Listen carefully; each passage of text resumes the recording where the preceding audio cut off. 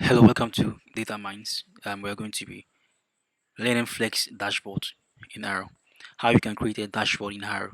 And today we're going to be looking at histogram.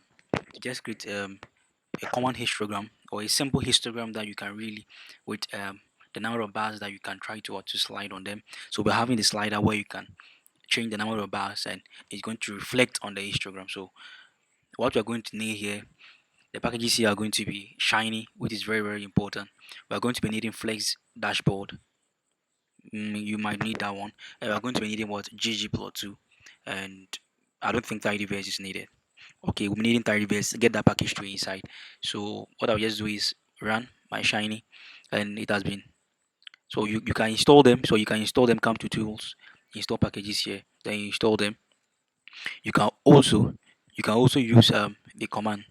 You can also try to use the install the packages command to get them all installed over here. So this is done.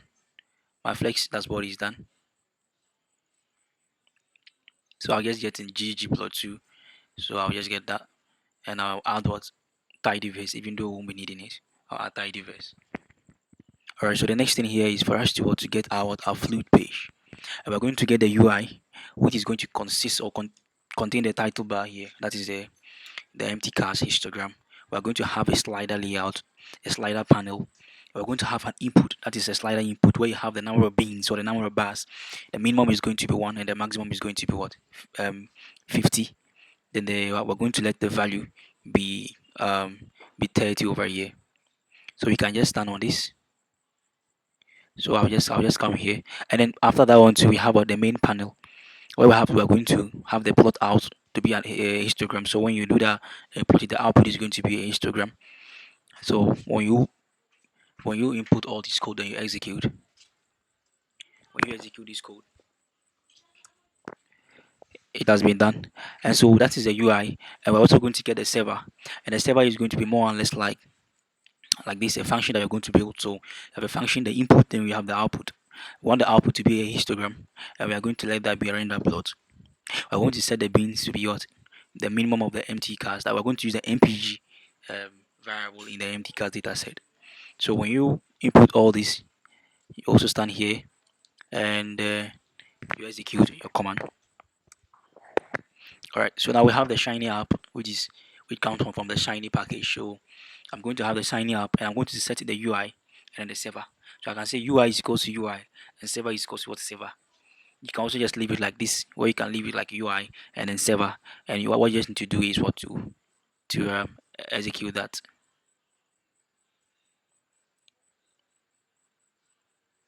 Wow. So now look at it over here. You have a very nice histogram, and the minimum is here, and the maximum is what 50.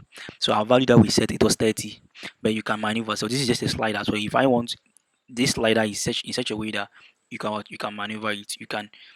So if I click on a 20 here, then my number of beans has now been set to 20. So the bars here is not 20.